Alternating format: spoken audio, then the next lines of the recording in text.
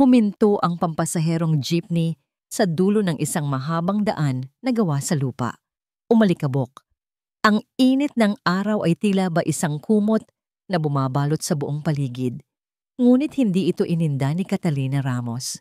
Ang kanyang mga mata ay nakatuon lamang sa isang bagay. Ang malaki at itim na bakal na tarangkahan ng Hacienda Valencia. 15 taon. Isang hiningang malalim ang kanyang pinakawalan. Isang hininga na tila naglalaman ng bigat ng 15 taon na iyon. Dahan-dahan, bumaba siya mula sa jeepney. Sumunod sa kanya ang isang batang lalaki, ang panganay, na may seryosong mukha at mga matang kahawig ng sa kanya. Pagkatapos niya isa pa at isa pa, hanggang sa 10. 9 na lalaki at isang babae, lahat ay nakasunod sa kanya. Ang kanilang mga mumunting hakbang ay lumilikha ng alikabok sa kanilang likuran. Inay, bulong ng pinakabunsong hawak ang kanyang kamay. Ito na po ba yon?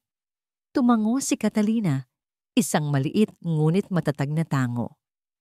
Oo anak, ito na nga, ang tarangkahan. Ganoon pa rin ito. Matayog, matibay at tila ba nangungutya. Ang mga gwardiya na nagbabantay ay napahinto sa kanilang pag-uusap. Ang kanilang mga mata ay nanlaki. Una sa pagtataka.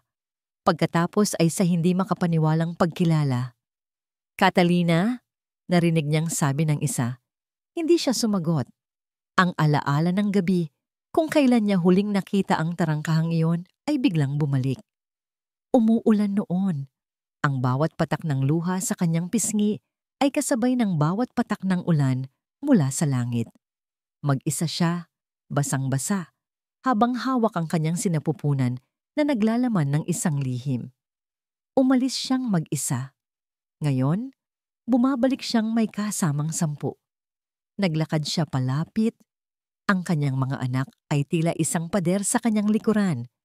Kailangan kong makausap si Don Eduardo, sabi niya sa mga gwardiya.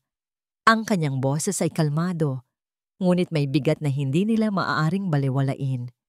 Nagkatinginan ang mga gwardiya, hindi alam ang gagawin. Ngunit bago pa sila makasagot, isang tunog mula sa itaas ang kumuha ng atensyon nilang lahat. Sa balkonahe ng malaking bahay, nakatayo si Don Eduardo Valencia. Ang tasa ng kape na hawak niya ay biglang nahulog mula sa kanyang kamay. Lumilikha ng tunog ng nababasag na porselana sa katahimikan ng hapon. Ang kanyang mukha, mas may edad na ngayon, may mga guhit na ng pag-aalala sa kanyang noo. Ngunit ang mga mata niya, ang mga matang yon ay hindi nagbago. Mga matang minsan nang nangako sa kanya ng walang hanggan. Ngayon, ang mga ito ay puno ng gulat, pagkalito, at isang emosyon na hindi na mabasa ni Catalina. Naramdaman ni Catalina ang paghigpit ng hawak ng kanyang mga anak sa kanyang damit. Nananatili siyang nakatayo. Ang kanyang tingin ay nakipagsukatan sa tingin ni Eduardo.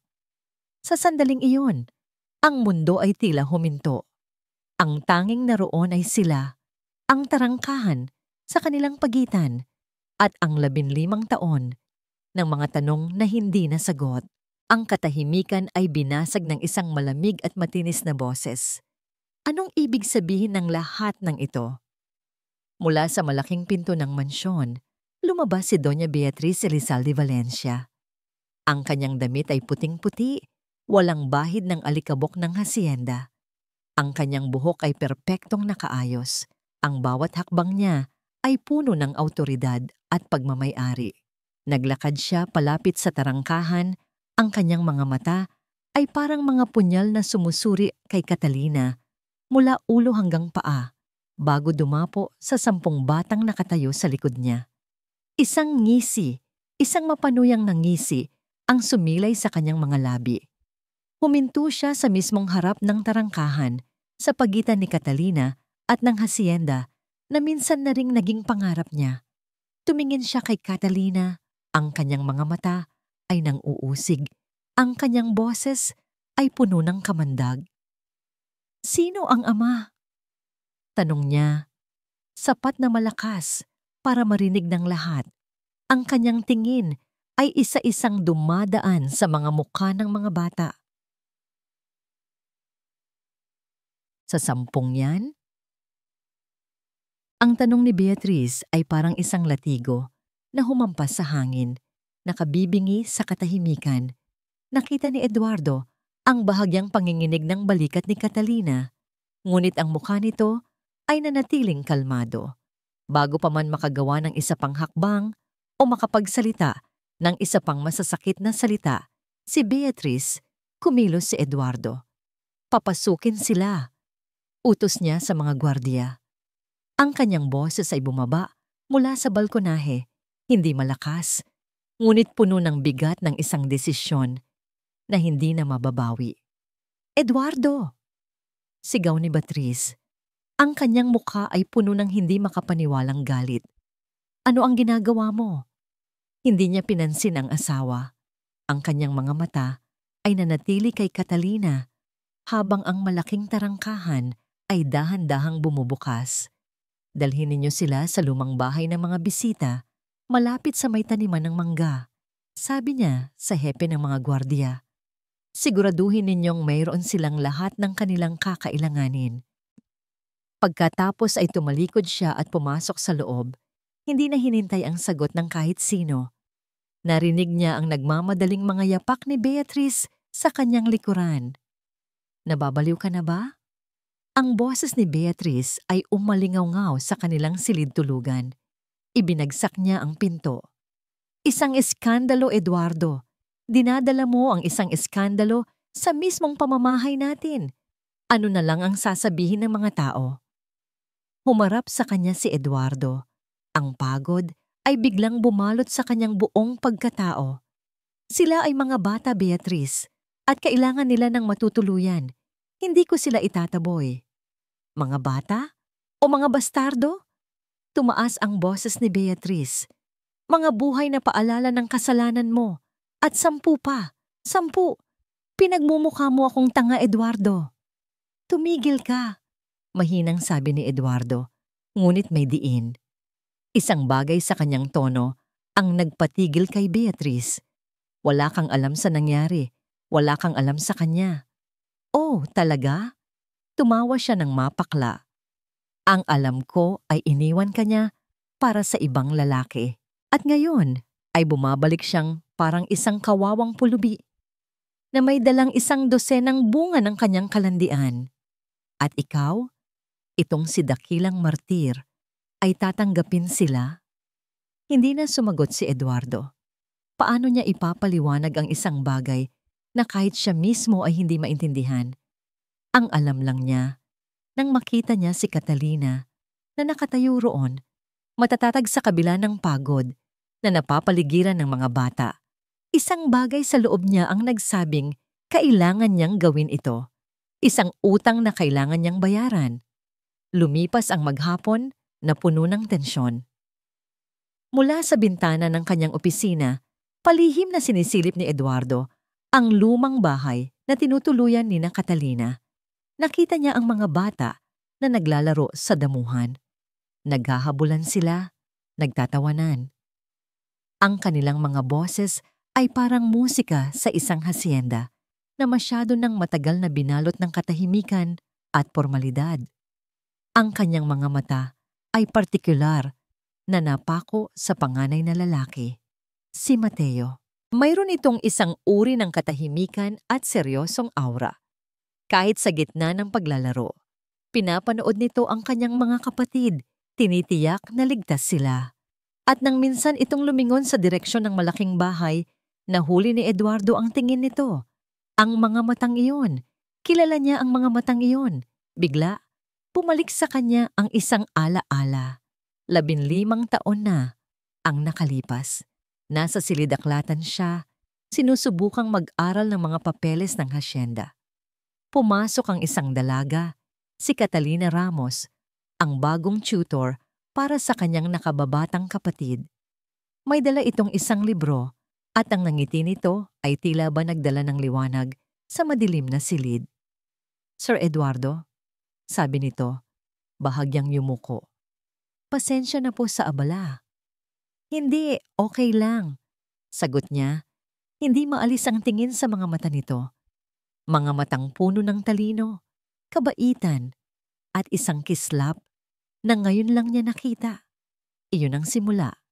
Ang mga palihim na pag-uusap sa hardin, ang mga ninanakaw na sandali sa ilalim ng puno ng mangga, ang mga pangarap na binuo nila ng magkasama. Isang buhay na malayo sa mga obligasyon ng kanyang pangalan, isang malakas na pagkatok sa pinto ang pumutol sa kanyang pag-iisip. Pumasok si Beatrice, pilit ang nangiti. Nakahanda na ang hapunan. Mahal ko.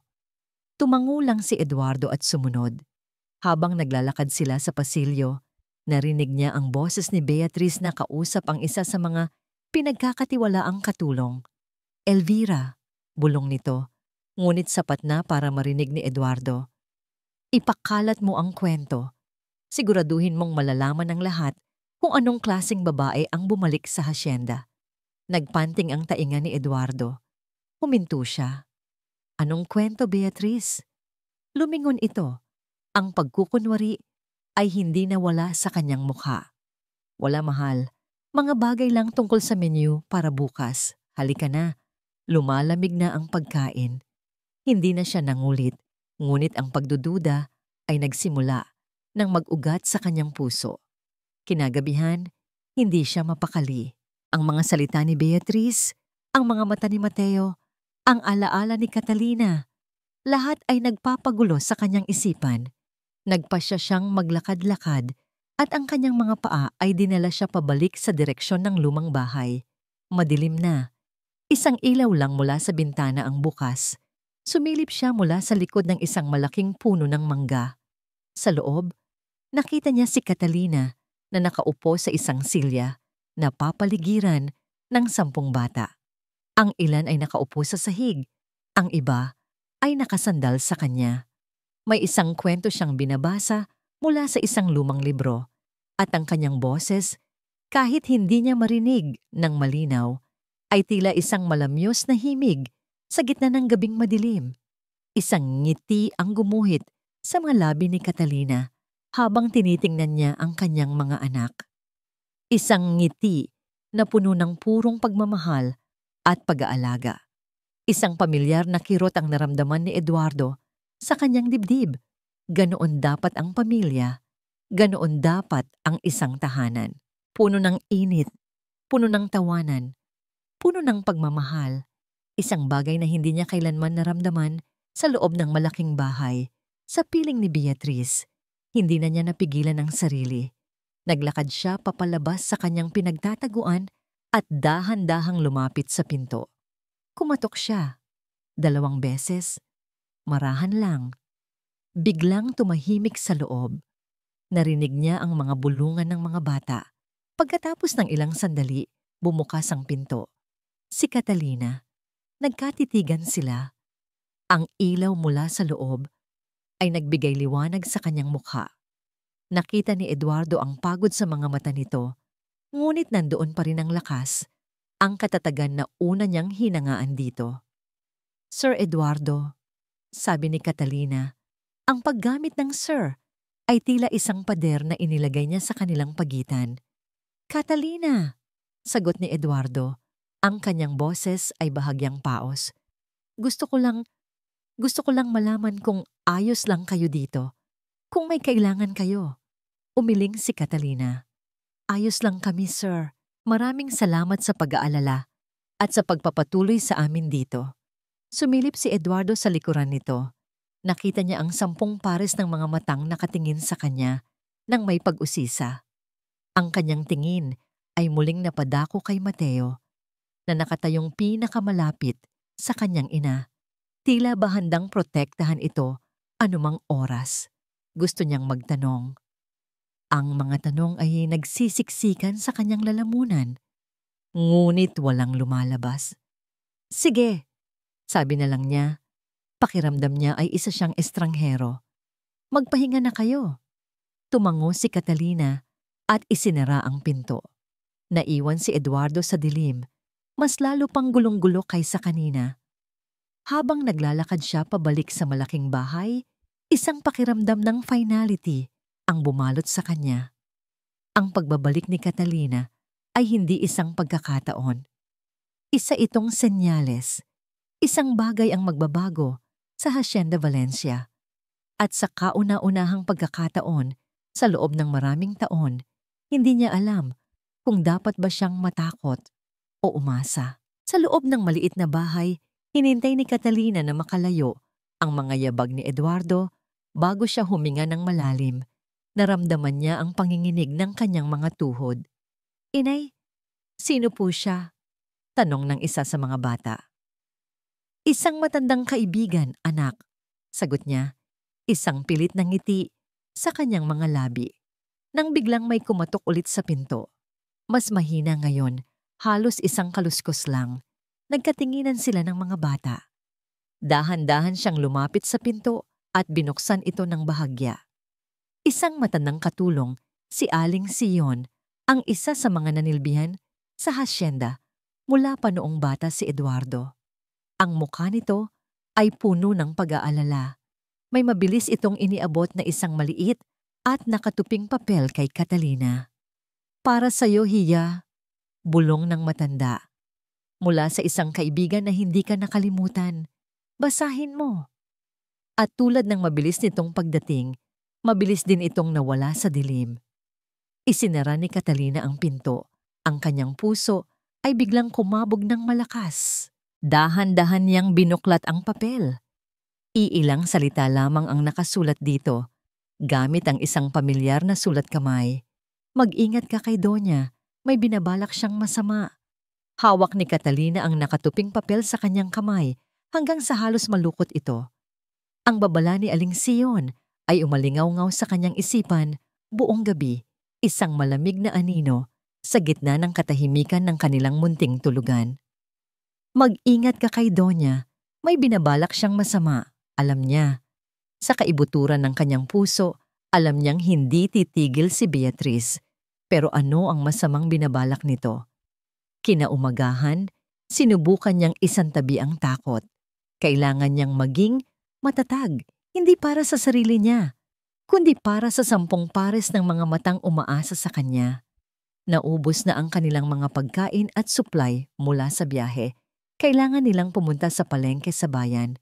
"Mga anak, magbihis kayo," sabi niya. Pilit na pinapasigla ang kanyang boses. "Mamamalengke tayo." Nagdiwang ang mga bata. Para sa kanila, ito ay isang bagong pakikipagsapalaran. Habang tinutulungan niya ang bunso na magsuot ng sapatos, hindi niya maiwasang mapansin ang seryosong mukha ni Mateo na nakatingin sa kanya. "Inay, sigurado po kayo?" tanong nito. "Pwede naman po akong mag-isa." Hinaplos ni Catalina ang pisngi ng kanyang panganay. "Kaya natin to ng magkakasama, Mateo. Palagi." Ang palengke ng bayan ay kasing ingay at kasing gulo ng dati. Ang amoy ng mga bagong pitas na gulay, sariwang isda, at matatamis na prutas ay sumalubong sa kanila. Sa unang ilang minuto, tila normal ang lahat. Ngumiti si Catalina sa mga tindera. Ang ilan sa kanila ay naaalala pa siya. Ngunit unti-unti, naramdaman niya ang pagbabago. Nagsimula ito sa isang bulong. Isang tindera ng isda ang biglang tumahimik nang makita sila at may ibinulong sa katabi nito. Sumunod ang isang tingin, isang matalim na tingin mula sa isang grupo ng mga babaeng namimili. Pagkatapos, isang pagturo ng daliri. Bawat bulong ay tila isang maliliit na karayom na tumutusok sa kanyang puso. Naramdaman niya ang pag-init ng kanyang mga pisngi, ngunit pinilit niyang huwag itong ipakita. Hinigpitan niya ang hawak sa kamay ng 2 bunso na nasa magkabilang tabi niya. "Tingnan mo, di ba yan yung babae sa hasyenda?" "Oo nga," sabi nila. 10 raw ang anak. Bawat isa, iba-iba ang ama. "Grabe naman. Parang hindi babae. Ang balita ko, yun daw ang dahilan kung bakit siya bumalik. Para maningil kay Don Eduardo." Ang mga salita ay parang mga batong ibinabato sa kanila. Hindi nakikita, ngunit masakit. Nakita niya ang pagkalito sa mukha ng kanyang mga anak. Ang kanilang mga ngiti ay unti-unting nawala, napalitan ng takot at hiya. Niyuko nila ang kanilang mga ulo, trying to make themselves smaller. Pinilit ni Catalina na bilisan ang pamimili. Ang kanyang puso ay dumudugo para sa kanyang mga anak. Gusto niyang sumigaw, ipagtanggol ang kanyang sarili at ang kanyang mga anghel. Ngunit alam niyang mas lalo lang nitong palalakihin ang gulo. Habang naglalakad sila pauwi, walang nagsasalita. Ang bigat ng katahimikan ay mas masakit pa kaysa sa mga bulungan kanina. Pagdating nila sa kanilang munting bahay, isa sa mga mas bata, si Leah, ang humawak sa damit niya. Ang mga mata nito ay puno ng luha. Inay, humikbi ito. Totoo po ba ang sinasabi nila? Ang tanong na yon, iyon ang bumasag sa puso ni Catalina. Lumuhod siya at niyakap si Leah ng mahigpit. Isa-isa, lumapit ang iba pa niyang mga anak. At sandali, silang 11 ay naging isang buong yakap ng kalungkutan at pag-ibig. Hindi, mariing sabi ni Catalina. Ang kanyang boses ay nanginginig, ngunit puno ng katiyakan. Hindi totoo ang mga yon. Huwag na huwag ninyong paniniwalaan ang mga salitang galing sa dilim. Nang gabing iyon, tinipon niya silang lahat sa sahig. Binuksan niya ang nag-iisang libro ng fairy tale na dala nila. May isang ibong ina. Simula niya na may 10 magagandang inakay. Isang araw, isang tusong ahas ang nagkalat ng lason sa gubat. Sinasabing ang mga inakay ay hindi tunay na sa kanya. Narinig ito ng ibang mga hayop at nilayuan sila. Nalungkot ang mga inakay. Ngunit ano sa tingin ninyo ang ginawa ng ibong ina? Lumaban po siya, sabi ng isa. Hindi. Umiling si Catalina. Hindi niya pinansin ang ahas. Sa halip tinuruan niya ang kanyang mga inakay kung paano lumipad ng mas mataas kaysa sa iba. Ipinakita niya sa kanila na ang kanilang lakas ay hindi nakikita sa kung ano ang sinasabi ng iba, kundi sa pagmamahalan nilang magkakapatid at sa pagtitiwala sa kanilang ina. Nakita niya ang pag-asa na bumabalik sa mga mata ng kanyang mga anak. Alam niyang hindi sapat ang isang kwento para burahin ang sakit. Ngunit para sa gabing iyon, sapat na yon. Ngunit hindi para sa kanya. Kinabukasan, habang natutulog pa ang mga bata, naglakad si Catalina papunta sa malaking bahay. Ang kanyang bawat hakbang ay puno ng determinasyon. Nakita niya si Doña Beatriz sa hardin, namimitas ng mga rosas na tila ba walang anumang problema sa mundo. Doña Beatriz, tawag ni Catalina. Lumingon ito, isang pilit at matamis na ngiti sa kanyang mga labi. Catalina, ang aga mo yata. Tigilan mo na ito, diretsong sabi ni Catalina. Nawala ang nangiti ni Beatriz. Hindi ko alam ang sinasabi mo. Alam na alam mo, Beatriz, ang mga kasinungalingan, ang mga bulungan, ang paninira mo hindi lang sa akin, kundi sa mga inosenteng bata. Pakiusap, itigil mo na. Tumawa si Beatriz, isang tawang malamig at walang kagalakan. Pakiusap? Nakikiusap ka sa akin ngayon, Catalina? Nasaan ang pakiusap mo noong nilalandi mo ang asawa ko? Nasaan ang pakiusap mo noong bumalik ka dito na may dalang isang buong ampunan para guluhin ang buhay namin? Hindi ko ginugulo ang buhay ninyo at ang mga anak ko, wala silang kasalanan dito. Mga anak mo? Lumapit si Beatriz, ang kanyang mga mata ay nag-aapoy. Sila ang ebidensya ng iyong kahihiyan. Bawat isa sa kanila ay isang sampal sa pangalan ng pamilyang ito. Kung ako sa'yo, aalis ako habang may panahon pa.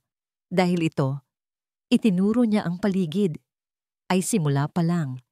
Sisiguraduhin kong magiging isang impyerno ang buhay ninyo dito hanggat hindi kayo lumayas. Tumalikod si Catalina. Ang kanyang mga kamay ay nanginginig sa galit at sakit. Wala nang pakiusap na gagana. Ito ay isang digmaan, lingid sa kanilang kaalaman. Sa likod ng isang malaking halaman, nakatago si Mateo. Umuwi siya ng maaga mula sa paghahanap ng kahoy na panggatong. Narinig niya ang lahat. Narinig niya ang pagmamakaawa ng kanyang ina. Narinig niya ang malupit na tawa ni Doña Beatriz. Narinig niya ang bawat masasakit na salitang ibinato nito sa kanila habang pinapanood niyang maglakad palayo ang kanyang ina. Ang kanyang likod ay tuwid, ngunit ang kanyang espiritu ay sugatan. Isang bagay ang nagbago sa loob ni Mateo. Ang pagiging bata ay biglang nawala sa kanyang mga mata. Napalitan ito ng isang malamig at matigas na determinasyon. Ikinuyom niya ang kanyang mga palad. Mahigpit na mahigpit. Hindi na niya hahayaang may manakit pa sa kanyang ina. Kung kailangan nilang lumaban, lalaban sila. At sisiguraduhin niyang sila ang mananalo. Hindi natulog si Mateo ng gabing iyon. Ang mga salita ni Doña Beatriz ay parang mga nagbabagang uling na paulit-ulit na umiikot sa kanyang isipan. Ang imahe ng kanyang ina, nakatayo sa hardin, mag-isa at walang kalaban-laban, ay tila isang laso na kumakalat sa kanyang dugo. Tapos na ang pagiging bata. Tapos na ang paghihintay na may ibang tutulong sa kanila. Kinaumagahan, bago pa man sumikat ang araw, isa-isa niyang ginising ang kanyang 9 na kapatid.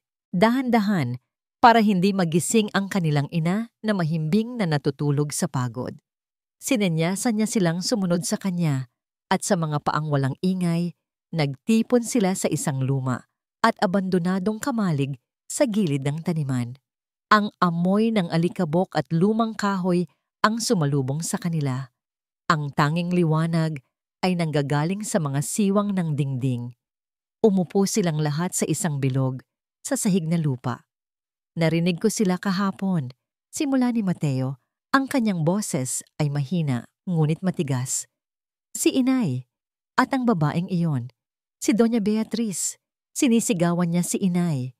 Tinatawag niya tayong lahat na kahihiyan. Sinabi niyang gagawin niyang impyerno ang buhay natin dito. Nakita niya ang takot sa mga mata ng kanyang mga kapatid. Ang bunso ay nagsimulang humikbi. Ngunit agad itong pinatahan ni Leah, ang nag-iisang babae, sa kanilang 9 na lalaki. Hindi na tayo pwedeng umiyak lang. Pagpapatuloy ni Mateo, ang kanyang tingin ay isa-isang dumaan sa mukha ng kanyang mga kapatid. Kailangan nating lumaban. Paano? Tanong ni Jose. Ang pangalawa, sa pinakamatanda, na laging anino ni Mateo. Malaki siya, makapangyarihan. Tayo mga bata lang. Hindi sa suntukan, mariing sagot ni Mateo. Sa isip. Ang sandata niya ay kasinungalingan, kaya ang sandata natin ay dapat katotohanan.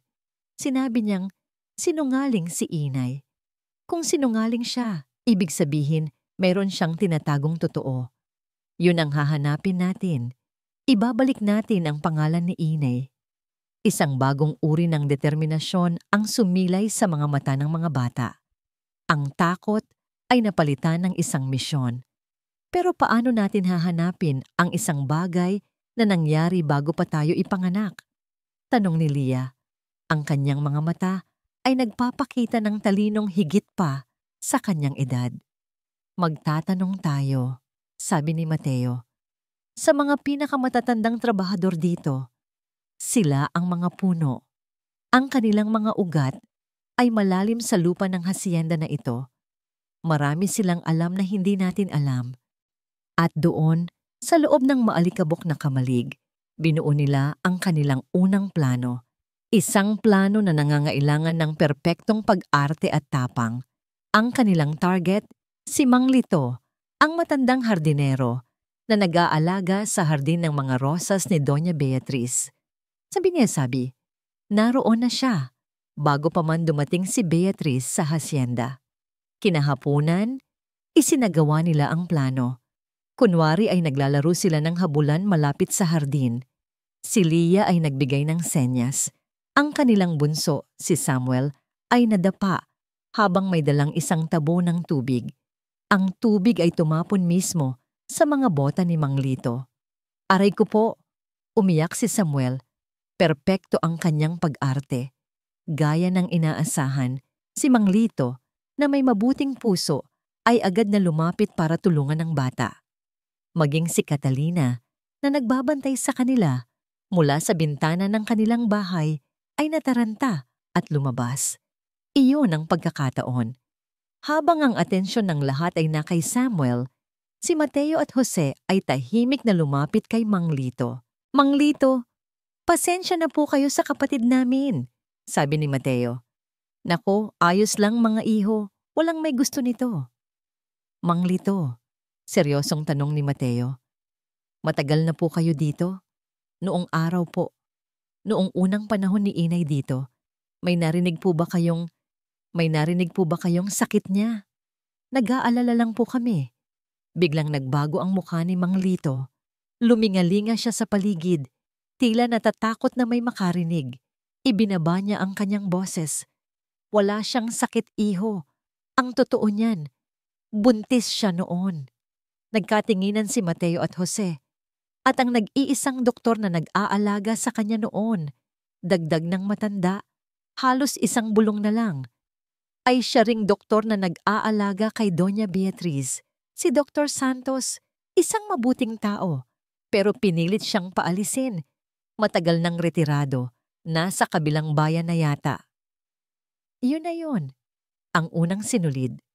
Nagpasalamat sila at mabilis na umalis bago pa may makapansin. Sa bintana ng malaking bahay, nakita sila ni Doña Beatriz na nagbubulungan. Kumunot ang kanyang noo. Ang mga batang ito, masyado silang tahimik, masyado silang nagmamasid. Isang kaba ang gumapang sa kanyang dibdib. Nang gabing iyon, habang hinahaplos ni Catalina ang buhok ni Mateo, tinanong niya ito. Ayos lang ba kayo, anak? Tila malalim ang iniisip mo. Ngumiti si Mateo at hinawakan ang kamay ng ina.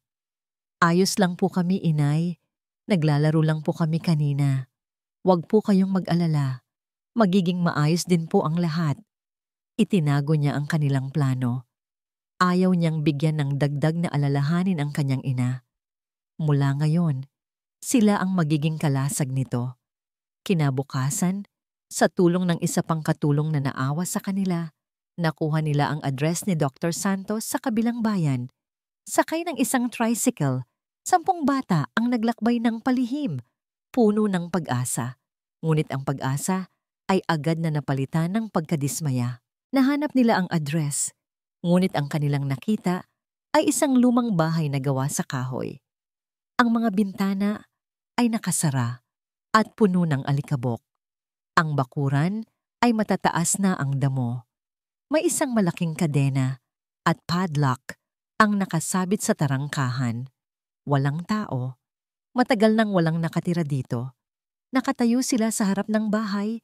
Ang kanilang unang malaking pag-asa ay tila gumuho. Nasa tamang lugar sila, ngunit huli na yata sila ng 15 taon. Hindi mahanap ni Eduardo ang kapayapaan. Kahit sa loob ng kanyang tahimik at malawak na silid-aklatan, kung saan ang amoy ng mga lumang libro at mamahaling kahoy ay dati nang nagbibigay sa kanya ng kapanatagan, tila ba sinisikil siya ng mga pader. Sa labas, naririnig niya ang malalayong hagikgikan ng mga bata ni na Catalina. Ang tunog na yon, na dapat sana'y nagbibigay buhay sa hasyenda, ay para namang isang paalala ng isang buhay na ipinagkait sa kanya. Ang presensya ni Catalina ay parang isang multo. Nakikita niya ito sa bawat sulok. Sa hardin kung saan sila unang nag-usap. Sa ilalim ng puno ng mangga kung saan niya ito unang hinawakan sa kamay. Dito mismo sa silid-aklatan kung saan ang nangiti nito ay mas nagbibigay liwanag pa kaysa sa malaking bintana. Ang pagbabalik niya ay hindi lang gumising sa mga natutulog na damdamin. Gumising din ito sa mga natutulog na tanong. Bakit siya umalis nang walang paalam? Bakit hindi man lang siya sumubok na ipaglaban ang pag-ibig nila? Totoo ba ang lahat ng sinabi sa kanya? Kinuha niya ang isang maliit na frame ng larawan na nakatago sa ilalim ng mga papeles sa kanyang lamesa. Isang larawan nilang dalawa ni Catalina, kuha noong isang fiesta, mga taon na ang nakalipas. Ang kanilang mga ngiti ay totoo. Ang kanilang mga mata ay nangangarap. Bigla, ang alaala ng araw na gumuho ang lahat ng pangarap na yon ay bumalik. Malinaw na parang kahapon lang. Nasa silidaklatan din siya noon. Basag ang kanyang puso. Kagagaling lang niya sa bahay ni na Catalina, ngunit wala na ito roon. Sabi ng mga kapitbahay, umalis daw ito kasama ang isang lalaki. Dala ang lahat ng gamit. Biglang bumukas ang pinto at pumasok ang kanyang ina, si Doña Elena. Isang babaeng matigas pa sa bakal ang determinasyon. Eduardo, sabi nito, ang boses ay walang emosyon. Tapos na! Kalimutan mo na siya. Ina, hindi totoo yon. Hindi niya ako iiwan. Desperado niyang sagot. Gising! Sigaw ng kanyang ina, isang sampal na salita. Iniwan ka niya, Eduardo. Pumili siya ng ibang lalaki. Isang hamak na karpintero, sabi nila. Ganoon lang siya. Ang mga tulad niya ay madaling masilaw sa kung sino ang mas may maibibigay. At ngayon, kailangan mong harapin ang iyong responsibilidad. Inilatag nito ang isang marriage contract sa kanyang harapan. Nakasulat doon ang pangalan niya at ang pangalan ni Beatriz Elizalde. Ang mga Elizalde ang magliligtas sa hasyenda mula sa pagkalugi, sabi ng kanyang ina. Ito ang iyong tungkulin para sa pangalan natin, para sa pamilya. Tumingin siya sa papel. Pagkatapos ay sa malamig na mga mata ng kanyang ina. Naniwala siya. Sa sakit at pagkalito, naniwala siya sa kasinungalingang yon. At sa araw na yon, isinuko niya hindi lang ang kanyang puso, kundi pati na rin ang kanyang kaluluwa. Isang malumanay na pagdampi sa kanyang balikat ang nagpabalik sa kanya sa kasalukuyan. Malalim yata ang iniisip mo. Mahal ko, sabi ni Beatriz, nakatayo sa kanyang likuran. Sinubukan nitong halikan siya sa leeg. Agad na umiwas si Eduardo. Isang kilos na hindi sinasadya, ngunit puno ng kahulugan. Nakita niya ang sakit at galit na dumaan sa mga mata ni Beatriz bago ito napalitan ng pamilyar na pagkukunwari. Ang mga batang iyon, sabi ni Beatriz, sinusubukang maging malambing. Sila ang gumugulo sa isip mo, di ba? Huwag mo silang masyadong isipin. Mga problema lang sila na dala ng isang babaeng walang kahihiyan. Huwag mo siyang pagsalitaan ng ganyan, Beatriz. Malamig na sagot ni Eduardo. Ibinabalik ang larawan sa ilalim ng mga papeles. Pinagtatanggol mo pa siya? Tumaas ang boses ni Beatriz. Eduardo, ako ang asawa mo. At dahil asawa kita, inaasahan kong rerespetuhin mo ang mga desisyon ko sa loob ng pamamahay na ito. Tumalikod si Beatriz at lumabas ng silid. Ang kanyang mga yapak ay mabibigat sa galit. Naiwan si Eduardo, ang pagdududa ay lalong lumalalim. Kung nagsinungaling ang kanyang ina noon para maprotektahan ang pamilya, ano ang pumipigil kay Beatriz na gawin din yun ngayon? Isang ideya ang biglang pumasok sa kanyang isip. Isang desperadong ideya. Tumayo siya at nagtungo sa isang lumang cabinet kung saan nakatago ang mga lumang financial records ng hacienda, mga libro na mas matanda pa sa kanya. Nagsimula siyang maghanap, ang kanyang mga daliri ay dumudumi sa alikabok ng nakaraan. Hinanap niya ang taon kung kailan umalis si Catalina. Binubrowse niya ang bawat pahina ng gastos, payroll, supplies, maintenance, at pagkatapos, nakita niya ito, isang entry sa ilalim ng miscellaneous expenses. Isang malaking halaga, sapat na para makabili ng isang maliit na bahay at lupa noon. Ang petsa, 2 araw pagkatapos ng pag-alis ni Catalina. Ang pangalan ng nakatanggap, isang Ricardo Cardo Gomez. Walang deskripsyon kung para saan ang bayad. Tanging ang pirma lang ng kanyang ina ang nasa tabi nito. Sino si Ricardo Gomez? Hindi siya pamilyar sa pangalang iyon. Hindi ito isa sa kanilang mga trabahador o business partner. Bakit maglalabas ng ganito kalaking halaga ang hacienda para sa isang estranghero? Kinuha niya ang kanyang cellphone at tinawagan ang kanyang personal na abogado sa Maynila. isang taong pinagkakatiwalaan niya ng lubusan. "Attorney Reyes," sabi niya pagkasagot ng tawag. "May ipapahanap ako sa'yo. Isang pangalan, Ricardo Gomez, Cardo." Ibinigay niya ang lahat ng detalye na nakita niya. "Gusto kong malaman ang lahat tungkol sa kanya. Lahat." "Masusunod, Sir Eduardo." Pagkababa niya ng telepono, tumayo siya sa bintana, nakatanaw sa maliit na bahay kung saan naroon si Catalina. Ang pagdududa sa kanyang puso ay isa ng nag-aalab na apoy.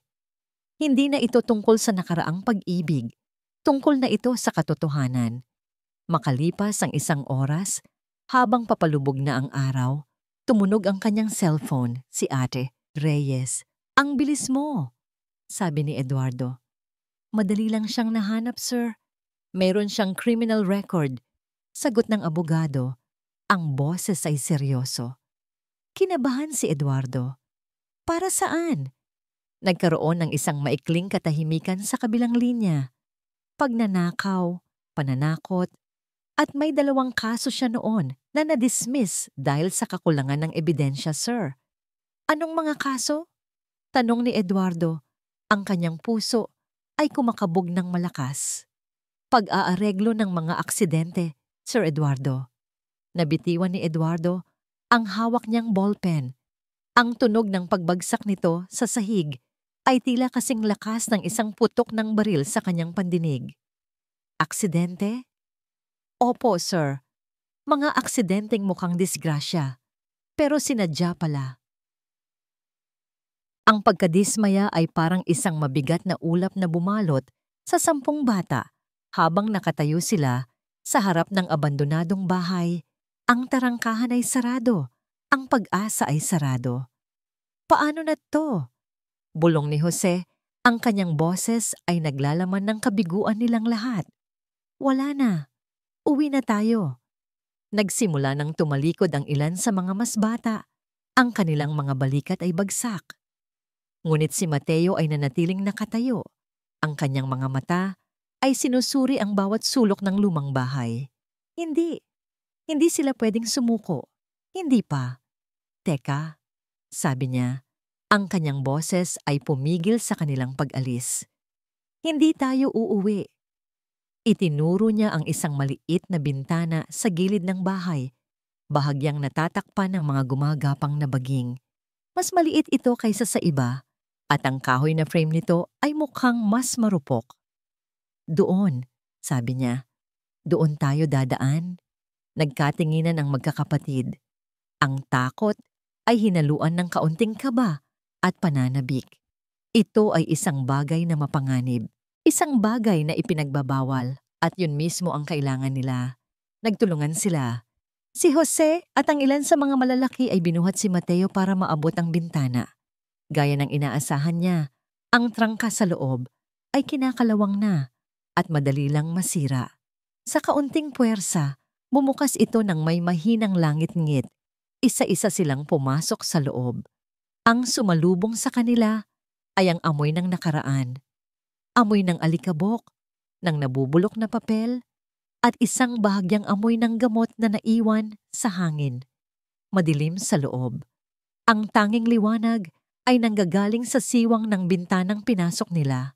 "Dito," bulong ni Mateo. Binuksan ang isang luma at mumurahing cellphone na may flashlight. Ang sinag nito ay naglakbay sa mga bagay na nababalutan ng puting tela na parang mga multo sa dilim. Naglakad sila ng dahan-dahan. Ang bawat yabag ay tila napakalakas sa nakabibinging katahimikan. Isang daga ang biglang tumakbo sa kanilang paanan na nagdulot ng impit na tili mula kay Lia. Agad na tinakpan ni Mateo ang bibig nito. "Shh!" sabi niya. "Huwag kayong maingay." Sinuyod nila ang bawat silid. Isang waiting area, isang maliit na opisina, isang examination room. Walang laman ang mga ito, kundi mga lumang kasangkapan at sapot ng gagamba. "Wala dito, kuya," bulong ni Jose.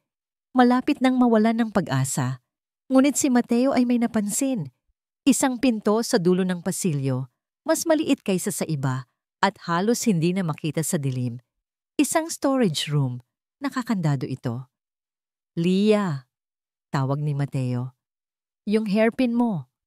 Walang tanong-tanong na kinuha ni Lia ang alambre mula sa kanyang buhok at ibinigay ito sa kapatid. Sa tulong ng ilaw mula sa cellphone, sinubukan ni Mateo na buksan ang lumang kandado. Pawis, kaba, at ilang minutong puno ng tensyon ang lumipas. Sa wakas, isang tunog ng pag-click ang kanilang narinig. Bumukas ang pinto. Ang amoy sa loob ay mas matindi. Amoy ng papel na nabubulok sa katagalan. Sa loob, may mga cabinet na bakal at mga kahon na nakatambak hanggang sa kisame. Hanapin ninyo, utos ni Mateo.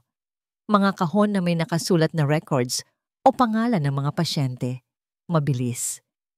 Naghiwa-hiwalay sila, ang kanilang maliliit na mga kamay ay nagbubukas ng mga maalikabok na kahon. Pagkatapos ng ilang minutong paghahanap, isang sigaw ang narinig nila. Kuya, dito. Si Jose.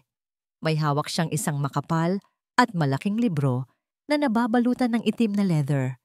Sa takip nito, nakasulat sa mga gintong letrang, halos nabura na. Patient Ledger, 95-2005. Nagtipon silang lahat sa paligid nito. Ang sinag ng flashlight ay nakatutok sa mga pahina. Dahan-dahang binuklat ni Mateo ang libro. Ang mga pangalan ay nakaayos-ayon sa alpabeto. Ramos. Bulong niya. At nandoon nga, Ramos Catalina. Nanginginig ang kamay ni Jose habang binabasa niya ang mga salitang nakasulat sa tabi ng pangalan. Ang sulat kamay ng doktor ay mahirap basahin. Diagnosis: threatened miscarriage. Basa ni Jose. Secondary to a fall. From the stairs, nagkatinginan sila. Isang pagkahulog mula sa hagdan. Alam nilang hindi aksidente ang mga bagay sa hasyenda kapag si Doña Beatriz ang kalaban. Ito na ba ang sinasabi ni Mang Lito? Ang sakit ng kanilang ina? Ngunit hindi pa yon ang pinakagulat nila. Tingnan ninyo, sabi ni Lia. Itinuturo ang isa pang pangalan sa kabilang pahina. Elizalde Valencia, Beatriz. Ang kanilang paghinga ay tila huminto. Ang petsa sa tabi ng pangalan ni Beatriz ay ilang linggo lang pagkatapos ng entry para kay Catalina at ang nakasulat sa tabi nito ay isang salitang mas nakakakilabot pa.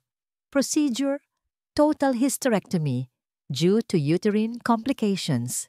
Ano ang ibig sabihin niyan? Tanong ng isa sa kanila. Si Mateo, na mahilig magbasa, ang nakaintindi. Naramdaman niya ang panlalamig ng kanyang buong katawan na tila binuhusan ng yelo.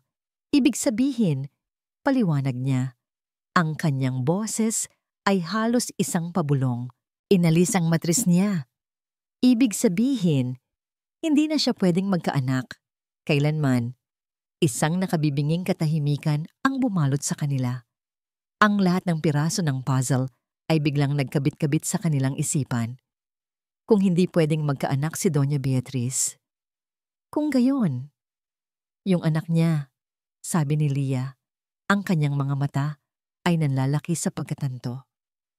Yung lalaking sinasabi nilang tagapagmana, hindi siya anak ni Don Eduardo. Iyon na yon, ang pinakamalaki at pinakamadilim na kasinungalingan sa Hacienda Valencia. Ito ang dahilan kung bakit ganito na lang ang galit ni Beatriz sa kanila. Hindi lang dahil sa selos, kundi dahil sa takot na mabunyag ang sarili niyang sikreto. Kailangan natin ng litrato nito. Mabilis na sabi ni Mateo, nanginginig ang boses. Kinuha niya ang cellphone at kinuhanan ng litrato ang 2 pahina. Tinitiyak na malinaw ang bawat salita. Tara na, alis na tayo. Ngunit habang papatakbo na sila palabas ng silid, isang malakas na tunog ang narinig nila mula sa labas ng bahay. Isang tunog ng sasakyang humihinto. Pagkatapos, mga yabag. Papalapit. Nataranta sila. Nagmadali silang tumakbo pabalik sa bintanang pinasukan nila. Isa-isa silang mabilis na lumabas. Si Mateo ang huli. Bago siya tuluyang lumabas, Sumilip siya sa labas, nakita niya ang isang pamilyar na lalaki na bumababa sa isang owner-type jeep. Ang pinagkakatiwalaang tauhan ni Doña Beatriz, ang lalaking laging sumusunod dito na parang anino. Dali! Sigaw ni Mateo sa kanyang mga kapatid. Nakatakas sila sa likod bahay at nagtago sa matataas na damo. Ang kanilang mga puso ay kumakabog na parang tambol. Hinintay nila hanggang sa pumasok ang lalaki sa loob ng bahay. Nang sa tingin nila ay ligtas na, dahan-dahan silang tumayo para tumakbo palayo. Ngunit pagtayo nila, isang anino ang bumagsak sa kanila. Mula sa likod ng isang malaking puno, isang lalaki ang humarang sa kanilang daan. Hindi ito ang tauhan ni Beatriz na pumasok sa bahay. Isa itong ibang lalaki, mas malaki ang katawan, ang kanyang mukha ay nakatago sa dilim ng papalubog na araw. At sa kanyang kamay, may hawak itong isang makapal na piraso ng kahoy. Huli na sila! Nahuli na sila! Ang katahimikan sa loob ng silid ni Doña Beatriz ay kasinungalingan. Sa labas, ang mga kurtinang sutla ay hindi gumagalaw. Ang mga bulaklak sa florera ay perpektong nakaayos. Ang kanyang mamahaling pabango ay nangingibabaw sa hangin. Ngunit sa loob niya, isang bagyo ang nagwawala. Kanina pa siya pabalik-balik sa kanyang paglalakad sa malambot na karpet. Bawat minuto na lumilipas na walang balita mula sa kanyang mga tauhan ay parang isang karayom na tumutusok sa kanyang pasensya. Saan nagpunta ang mga batang yon? Ano ang ginawa nila? Nang biglang bumukas ang pinto, pumasok si Ramon. Ang kanyang pinagkakatiwalaang tauhan, ang kanyang mukha ay seryoso. "Donya," sabi nito, bahagyang yumuko. "Ano?" Iritableng tanong ni Beatriz. "Nahanap niyo ba sila? Saan sila nanggaling?" "Sa lumang klinika po ni Dr. Santos sa kabilang bayan, Donya," sagot ni Ramon. Isang matalas na paghinga ang kumawala kay Beatriz. Para siyang sinaksak ng isang malamig na patalim. Ang klinika, ang nag-iisang lugar na naglalaman ng katibayan ng kanyang pinakamalaking kasinungalingan. Anong ginawa nila doon? Nanginginig niyang tanong. "Hindi po kami sigurado, Donya. Pagdating namin, nakaalis na sila. Ngunit ang pinto po sa storage room, bukas, at may mga bakas ng paa sa alikabok sa sahig." Binitawan ni Beatriz ang hawak niyang kristal na baso. Bumagsak ito sa sahig at nabasag. Ang tunog ay sumabay sa pagguho ng kanyang mundo. Ang storage room, ang ledger, alam na nila. Ang mga pesteng batang iyon, alam na nila. Isang alon ng matinding takot ang bumalot sa kanya. Napaupo siya sa gilid ng kanyang kama. Ang kanyang paghinga ay mabilis at mababaw. Lahat ng kanyang pinaghirapan, ang posisyon niya, ang pangalan niya, ang kinabukasan ng kanyang anak. Lahat ay nakasalalay sa isang sikretong nakasulat sa isang lumang libro. At ngayon, ang sikretong yon ay nasa kamay na ng 10 anak ng babaeng pinakakinamumuhian niya sa lahat. Ang takot ay dahan-dahang napalitan ng isang bagay na mas madilim, mas mapanganib, galit. Isang desperadong galit. Hindi siya papayag na matalo. Hindi siya papayag na sirain ng isang hamak na guro at ng mga bastardo nito ang lahat ng pinaghirapan niya. Kung gusto nilang lumaban, bibigyan niya sila ng isang laban na hindi nila kailanman malilimutan. Tumayo siya.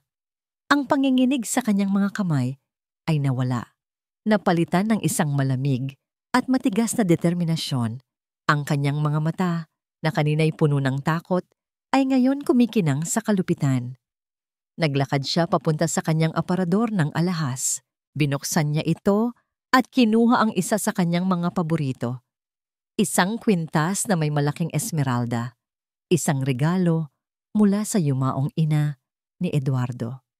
Ito ay isang bagay na alam ng buong hasyenda na pag-aari niya. Kinagabihan, habang si Catalina at ang mga bata ay abala sa kanilang simpleng hapunan, tahimik na lumabas si Beatriz. Gamit ang isang susi na nakuha niya mula sa opisina, binuksan niya ang pinto ng maliit na bahay. Dahan-dahan siyang pumasok.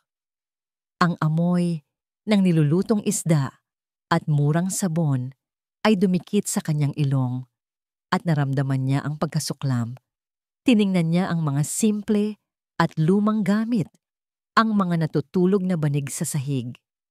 Ito ang mundo ng mga mahihirap, isang mundo na matagal na niyang tinalikuran. Mabilis siyang nagtungo sa sulok kung saan nakasalansan ang mga damit ng mga bata. Kinuha niya ang isang maliit na bag na gawa sa katsa, ang bag na laging dala ni Mateo. Nang walang pag-aalinlangan, inilagay niya ang mamahaling kwintas sa loob nito, ibinaon sa ilalim ng mga damit. Pagkatapos, lumabas siya ng kasing tahimik ng kanyang pagpasok. Kinaumagahan, isang sigaw ang gumising sa buong hasyenda. "Nawawala ang kwintas ko!" Sigaw ni Doña Beatriz mula sa kanyang silid. Ang kanyang boses ay puno ng pagkukunwaring pag-aalala at galit. Ang esmeraldang kwintas na pamana pa ng aking biyenan. Ang sumunod na mga pangyayari ay mabilis. Tinawagan ni Beatriz ang pulisya sa kabila ng pagtutol ni Eduardo, at hindi lang pulis ang kanyang tinawagan. Makalipas ang isang oras, 2 sasakyan ang pumasok sa tarangkahan ng hasyenda. Isang police mobile at isang puting van na may logo ng Department of Social Welfare and Development. Si Catalina at ang kanyang mga anak ay nagulat nang biglang may kumatok ng malakas sa kanilang pinto. 2 pulis kasama ang isang babaeng mukhang propesyonal mula sa DSWD ang pumasok. "May reklamo po ng pagnanakaw, ma'am," sabi ng isang pulis. "At may report din po kaming natanggap tungkol sa kapabayaan sa mga bata. Kailangan po naming halughugin ang lugar." "Ano? Pero wala kaming ginagawang masama," gulat na sabi ni Catalina. Ang kanyang mga anak ay nagsiksikan sa kanyang likuran. Ang kanilang mga mata ay puno ng takot. Hindi pinansin ng mga pulis ang kanyang pagtutol. Sinimulan nilang halughugin ang maliit na bahay. At gaya ng inaasahan, sa loob ng bag ni Mateo, natagpuan nila ang kumikinang na esmeraldang kwintas. Napatigil ang lahat. Si Catalina ay napatingin sa kwintas. Pagkatapos ay kay Mateo, na nakatingin din dito nang may hindi makapaniwalang ekspresyon. Hindi amin yan," sabi ni Catalina. Ang kanyang boses ay nanginginig. "Yan din po ang sinasabi nilang lahat, ma'am," malamig na sabi ng pulis. Mula sa malayo, sa balkonahe ng malaking bahay, pinapanood ni Doña Beatriz ang lahat. Isang maliit, ngunit puno ng tagumpay. Nangiti ang sumilay sa kanyang mga labi. Ito na ang katapusan nila. Lumapit ang babae mula sa DSWD kay Catalina. Ang kanyang mukha ay seryoso at walang emosyon. Iniabot nito ang isang opisyal na dokumento. "Ginang Ramos," sabi ng babae sa isang formal na tono. "Dahil po sa reklamong pagnanakaw at sa mga aligasyon ng kapabayaan, ang DSWD ay magsasagawa ng isang masusing imbestigasyon. Hanggat hindi natatapos iyon, maaaring ilagay namin ang iyong mga anak sa ilalim ng aming pansamantalang pangangalaga para masiguro ang kanilang kapakanan." Hinawakan ni Catalina ang papel. Ang mga salita ay lumabo sa harap ng kanyang mga mata. Pansamantalang pangangalaga. Ang mga salitang yon ay parang isang hatol ng kamatayan. Ang kunin ng kanyang mga anak, ang nag-iisang yaman niya sa mundo. Ang papel sa kamay ni Catalina ay parang yelo. Malamig, mabigat. Ang mga salitang nakasulat dito ay tila mga anay na unti-unting ngumangat-ngat sa pundasyon ng kanyang pagkatao. Pansamantalang pangangalaga. Nang makaalis na ang mga pulis at ang babae mula sa DSWD, isang nakabibinging katahimikan ang naiwan sa loob ng kanilang munting bahay. Ang kwintas ni Beatriz ay kinuha bilang ebidensya. Ang kanilang dignidad ay ninakaw, at ang kanilang kinabukasan ay binitin sa isang hibla ng sinulid. Napasalampak si Catalina sa sahig na kawayan. Ang lakas na ipinakita niya sa harap ng mga awtoridad ay biglang bumigay. Isang hikbi ang kumawala sa kanyang lalamunan. Isang tunog ng purong sakit. Pagkatapos ay isa pa at isa pa, hanggang sa ang kanyang mga balikat ay nayanig na sa walang tigil na pag-iyak. Inay! Naramdaman niya ang maliliit na mga kamay sa kanyang likod, sa kanyang buhok, sa kanyang mga braso, ang kanyang 10 anak. Nakapalibot sila sa kanya. Ang kanilang mga mukha ay basang-basa rin ng luha. Hindi nila lubos na naiintindihan kung ano ang nangyayari, ngunit naiintindihan nila ang sakit ng kanilang ina. Niyakap niya silang lahat o sinubukan niya. Gusto niyang maging isang higanting pader para protektahan sila. Ngunit sa sandaling iyon, pakiramdam niya ay siya ang pinakamahinang nilalang sa buong mundo. Hindi totoo yun, inay, sabi ni Mateo. Ang kanyang boses ay basag, ngunit matatag. Hindi ko kinuha ang kwintas na yon. Alam niyo yan. Alam ko, anak. Alam ko. Humihikbing sagot ni Catalina. Ngunit ano ang silbi ng katotohanan kung ang buong mundo ay naniniwala sa isang kasinungalingan? Bigla, isang galit na boses ang narinig niya mula sa labas. Si Eduardo. Nakita niya itong nagmamadaling naglalakad papunta sa kanila.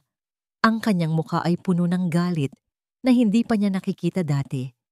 Isang saglit na pag-asa ang sumibol sa puso ni Catalina. Siya ang makakatulong sa kanila. Ngunit bago pa man makarating si Eduardo sa kanilang pinto, hinarang siya ni Beatriz. Lumabas ito mula sa malaking bahay. Ang kanyang tindig ay kalmado ngunit mapanganib. Saan ka pupunta, Eduardo? Narinig ni Catalina ang tanong ni Beatriz. Huwag mo akong subukan, Beatriz. Alam nating dalawa na isa itong palabas. Ititigil mo ito ngayon din. Oh, talaga? Tumawa si Beatriz. At paano kung ayaw ko? Ano ang gagawin mo? Itataboy mo ako? Tandaan mo, Eduardo, hindi lang ako ang may sikretong itinatago sa hacienda na isito eh. Hindi narinig ni Catalina ang sumunod na sinabi ni Beatriz. Isang mahinang bulong lang iyon. Isang bagay na para lamang sa pandinig ni Eduardo. Ngunit nakita niya ang epekto nito. Ang galit sa mukha ni Eduardo ay biglang nawala. Napalitan ito ng gulat. Pagkatapos ay ng isang bagay na mas malala pa. Pagkatalo. Tila ba ang mga salita ni Beatriz ay isang kadenang biglang ipinulupot sa kanyang leeg. Natigilan siya. Napayuko. Ang lahat ng tapang ay nawala sa kanyang katawan. Nanood si Catalina habang tumatalikod si Beatriz nang may ngiti ng tagumpay at bumalik sa malaking bahay. Naiwan si Eduardo na nakatayong mag-isa, parang isang estatwang nabasag. Pagkatapos ng ilang sandali, na tila walang katapusan, dahan-dahang naglakad si Eduardo papunta sa kanya. Bawat hakbang nito ay tila mabigat. Huminto ito sa kanyang harapan, hindi makatingin ng diretso sa kanyang mga mata. Catalina, sabi niya, ang kanyang boses ay basag. Patawarin mo ako. Ang maliit na pag-asang kumapit sa puso ni Catalina ay biglang nadurog at naging abo. Anong ibig mong sabihin? Wala. Wala akong magawa, sabi niya. At sa wakas ay tumingin ito sa kanya. Ang mga mata nito ay puno ng sakit at kahihiyan. Patawarin mo ako. Iyon na iyon. Ang parehong mga salita. Ang parehong kawalan ng kapangyarihan. Ang parehong pagtalikod. 15 taon ang lumipas at muli na naman siyang iniiwan nitong mag-isa para harapin ang bagyo. Ang sakit ay doble. Dahil sa pagkakataong ito, umasa siya. Kahit isang saglit lang, umasa siyang magiging iba. Tumalikod si Catalina at pumasok sa loob ng bahay. Isinara niya ang pinto sa mukha ni Eduardo. Isinasara ang pinto sa huling pagkakataon sa kanilang nakaraan. Umupo siya sa dilim, hindi na umiiyak.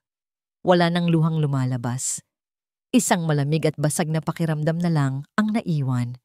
Ang kanyang mga anak ay tahimik na nakaupo sa kanyang paligid. Ramdam ang bigat ng kanyang kabiguan. Tiningnan niya ang kanilang mga mukha. Isa-isa.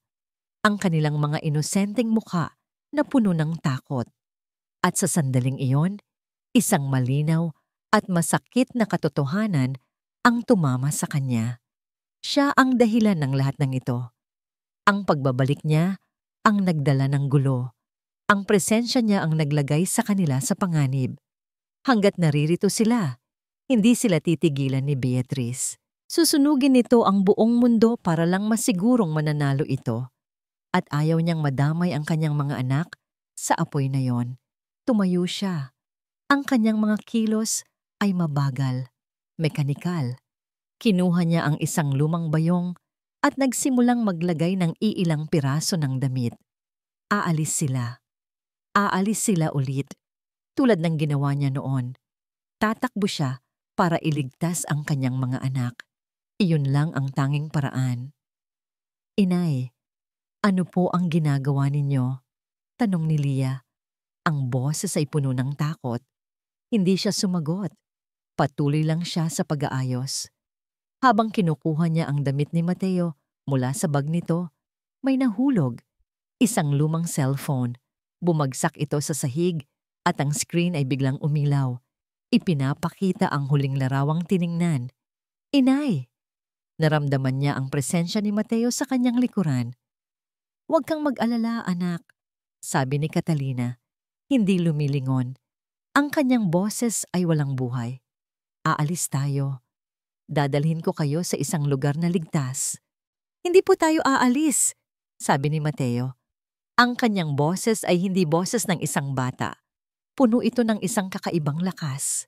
Kinuha ni Mateo ang cellphone mula sa sahig at iniabot ito sa kanyang ina. Tingnan niyo po ito, inay. Napilitang lumingon si Catalina.